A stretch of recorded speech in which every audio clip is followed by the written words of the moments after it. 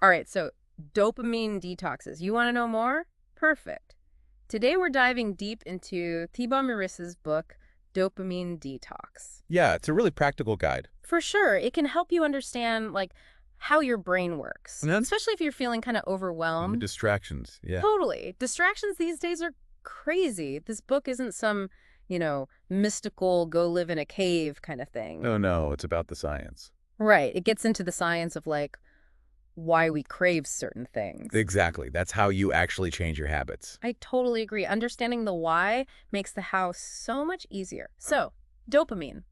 What is it really? Beyond the buzzword. Yeah. Okay, so think of it this way. Dopamine's the molecule of more. Okay. It kind of pushes us towards rewards. Like, it's essential, right? Yeah, we gotta eat, gotta connect with people. Exactly, got to survive. But here's the thing. What's the thing? It's not really about pleasure. It's about the anticipation of pleasure. So, like, the possibility of something exciting, not the actual thing. Exactly. Yeah. Like when you see a crazy dessert on the menu Oh, yeah, you build it up so much in your head. and then the actual taste. It's good. It's fine, but Not as amazing as you thought it'd be. right. And the book asks, like, what are you addicted to? That's a great question. And is it actually making you happy? Or is it just like the dopamine chase? It's easy to get caught up in that chase. Totally. This molecule of more, it can be good, but But modern life kind of messes it up. big time. Mm-hmm. We're just drowning in stimulation. Oh, for sure. It's like our dopamine system's being hijacked. I've never thought about it like that. Yeah. Think about it. Social media, it's designed to keep you scrolling. And those emails, they never end. Never. Even the food industry, they know how to make us crave more. It's true. It's like they engineer food to be addictive. In a way, yeah. Like, remember that time I fell down a YouTube rabbit hole? Oh no, what happened? Started with basketball highlights, ended up watching cats play the piano. How long were you watching for? Like 3 hours. The algorithms are crazy smart. Oh, they know what they're doing. And speaking of addictive things, What? the book brings up sugar. It's kind of the bait. Ooh, interesting. So, is it addictive or not? Well, the book presents both sides. On one hand, sugar definitely does something to our brains. Like, it triggers those reward centers. Totally. But it might not be on the same level as, like, a hard drug. So, no crazy withdrawal symptoms? Probably not. But maybe habit forming is a better word. Yeah, maybe. But the point is, we're wired to seek rewards. Right. And today, those rewards are instant and super stimulating. But that might be messing with our ability to. To think long term. Yeah, exactly. It's like our brains get trained for instant gratification. That makes sense. Like, the book even mentions Steve Jobs. Wait, the Steve Jobs? Yeah, he's a tech giant, right? Totally. But he limited his kids' screen time. He clearly understood something. Right, something we don't. Makes you think it's so easy to get caught up in it all. So easy. The book talks about this overstimulation state. Like, you start your day grabbing your phone, checking emails, scrolling. Yeah, and you haven't even done any real work yet. Exactly. And you're already exhausted. Mentally, yeah. I feel that. So busy, but not really productive. It's like we get used to that constant buzz. So regular tasks feel boring. Totally. No wonder it's so hard to focus. And so easy to procrastinate. The book actually mentions these stimulation traps. I bet we've all experienced those. Oh, yeah. Like you check your phone for a minute, thinking you'll get right back to work. And then an hour goes by. Exactly. Or you think, I'll have more energy for that tomorrow. And tomorrow never comes. Never. Or maybe you're mistaking excitement for fulfillment. Oh, chasing that new thing but never feeling satisfied. Yeah. And then there's FOMO, the fear of missing out. It's like we're addicted to distraction. In a way, yeah. And that's where the dopamine detox comes in. Okay, so it's not about becoming a monk. No. It's about being more strategic. Like reducing those hyper-stimulating things. Mm-hmm. The stuff that's hijacking your focus. Okay, I'm listening. So how do we actually do that? Well, the book lays out a few different ways. Okay, I'm intrigued. Give me the options. It's like you choose your intensity level, Oh, okay. like a workout. I like that. Okay, so what are the options? First, there's the 48-hour complete detox. Oh. That's like the full reset. Intense. Yeah, you're cutting out of LIT, What kind of stuff? social media, Okay. internet, Ooh, that's tough. movies, music, video games, Wow. even sugar and processed foods. Okay, that's serious commitment. It is. But I can see how that would be really impactful. Totally. It's a Tough. full digital and sensory break. Makes sense. Then there's the 24-hour version. Yep. Same idea, just shorter. Okay. Good starting point, maybe. Yeah, baby steps. And what about the third option? The partial detox. Yeah. You focus on your biggest source of stimulation. Oh, so it's personalized Totally. For some, it's social media, for others. video games, or like constantly checking the news. That's me. You got to figure out what your biggest distraction is. And cut back on that. Exactly. Yeah. So it's strategic. I like that. The book also mentioned a 10-day silent retreat. Oh, yeah.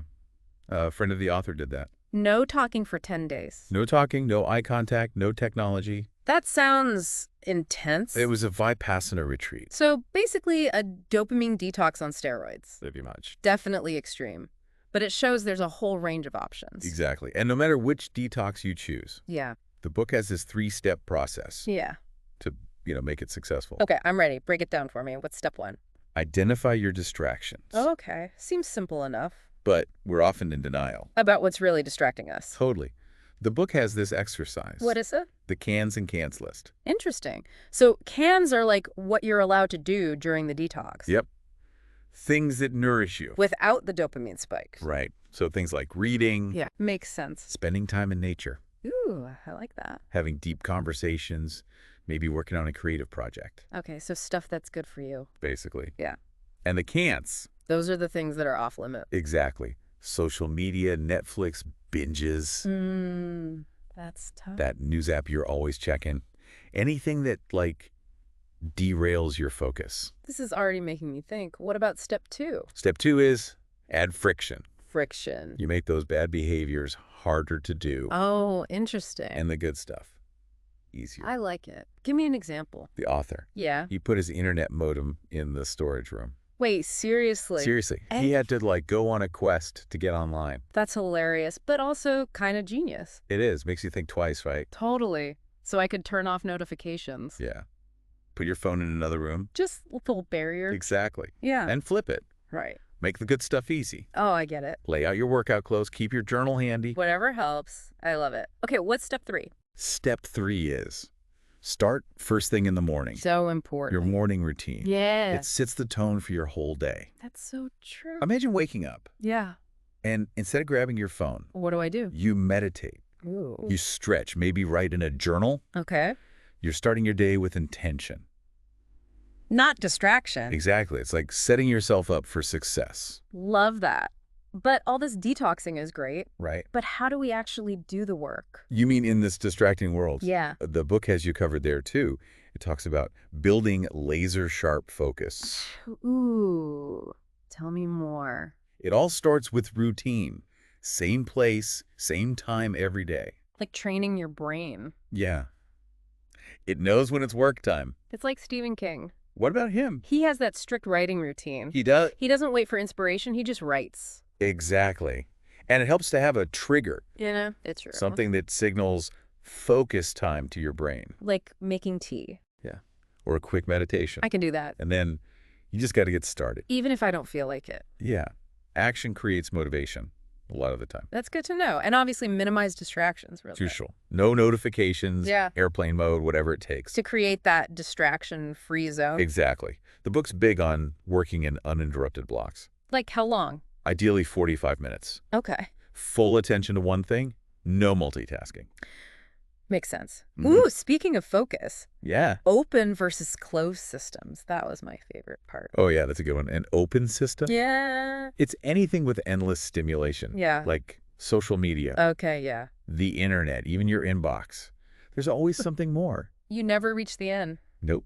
It's like you're bombarded with information. but you don't actually do anything with it. Exactly. And closed systems. Well, they have boundaries. Oh, okay. It could be a Word document, a spreadsheet, Yeah. even a physical book. So you're forced to focus. Yeah.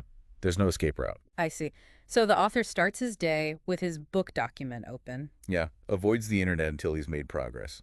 That's smart. I got to try that. So think about your own life, right? Totally. What are your open systems? Yeah. How you shift to closed ones? Giving me lots to think about. But let's be realistic. Well, We're going to have dopamine relapse moments. Totally. We're human. So how do we deal with those? Well, the book's really helpful. It starts with self-awareness. Noticing when you slip up. Yeah. Mm. But no beating yourself up about. Have compassion, right? Exactly. Yeah. So how do you bounce back? Well, the world's designed to distract us. So true. So we need a game plan. Okay. The book suggests a contingency plan. For what? For those specific triggers that get you. Oh, that makes sense. Like, Yeah. the author knows checking his phone in the morning leads to a distraction spiral. Oh, yeah. So he just doesn't check it. He leaves it in another room until he's gotten some work done. Smart. So it's about knowing your weaknesses. And having a strategy. But a dopamine detox isn't about cutting out all the fun stuff, right? And no, it's about balance. Sustainable balance. Yeah, exactly. Like, are there ways to get those good feelings without the addiction cycle? I wonder. The book talks about cultivating here and now neurotransmitters. Are those? Endorphins, oxytocin, those chemicals that make you feel good when you're present. Okay. So think meditation, stretching, nature, deep conversations. Things that ground you, not just chasing the next dopamine hit. Right. And finally, the book has this challenge, What is it? a 30-day experiment. Put all these ideas into practice. I love that. So what have been your biggest takeaways? It's a reminder that we have more control than we think. Over our attention. Yeah. It's easy to feel powerless against all the distractions, Sure. but we can choose how we spend our time and energy. It is empowering, right? I love that idea of open and closed system. Me too. It helps you understand how your environment shapes you. Totally. Like you can become the architect of your own experience. That's a great way to put it. Okay, I think we're ready to move on to the final part of our deep dive. All right, so we've talked about a lot, haven't we? We have lots of good stuff about this dopamine detox Yeah. The science behind it, the pitfalls, of the modern world. all those distractions. But how do we actually use this knowledge? You mean to make changes? Yeah. How do we make those changes stick? That's the million-dollar question. This is where it gets real. For sure. And the book is great for this. It gives you those strategies. To build a better life. Yeah. More fulfilling, more productive. I like it. But it's not like an overnight thing, right? No. It's a journey. Everyone's different. Exactly. So where do we start? Well, the book keeps saying be intentional. With your time and energy? Yeah. Choosing what we focus on. And that starts with awareness. Like, Right. what pulls us off track? Right. Those cans and can'ts lists, we got to prioritize What supports our goals? and minimize what doesn't. Exactly. Then create those systems, those routines. The book loves that low stimulation morning routine. Oh, yeah. Meditation, stretching, journaling. It sets the tone for your day. Imagine you start your day with intention.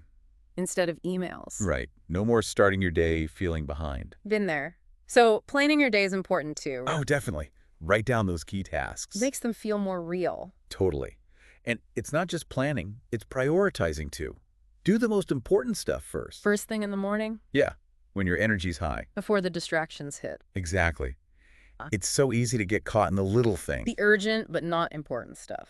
And then the big stuff gets pushed aside. Yeah. But even small steps, done consistently. They can lead to big results. Exactly. Progress over perfection. Less pressure. The book also mentions manage your energy. Not just your time Oh, that's a good point. Our willpower's limited. and our focus. Some days I'm done by noon. It happens. So take breaks, sleep enough, do things that, replenish you. Like being in nature. Yeah. Listening to music, connecting with people. Recharge, come back stronger. But we'll slip up sometimes, Rigor. Oh, yeah. It's going to happen. Those open systems, they'll pull us back in. It feels like starting over. But the book says those aren't failures. They're just part of the process. Exactly. We learn, we adapt. So, how do we handle those dopamine relapses? Start with awareness. Notice those patterns. But no self-criticism. No, just observation. Okay, and then we need a plan. Right. A contingency plan. Anticipate those triggers. That derail you. Yeah. Like checking social media first thing. Leads to that distraction spiral So leave your phone in another room. until after your morning routine. Exactly. Be proactive. Set yourself up for success. And most importantly, What's that? be patient. With yourself. Yeah.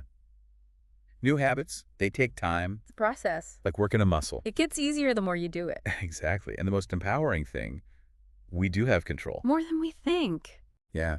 Over our attention, it's easy to feel overwhelmed by all the distractions, Totally. but we choose what we focus on. We can build a better life. More aligned with our values. More fulfilling. And that's what it's all about. Taking back that control. Using it to create the life we want. Couldn't have said it better myself. This deep dive has been amazing. I've learned so much Me too. I'm feeling inspired. to take action. Yes. So, to our listeners, what will you do differently? Starting today. What small step will you take to reclaim your focus, to create that intentional life. The life you want. Thanks for joining us. Until next time.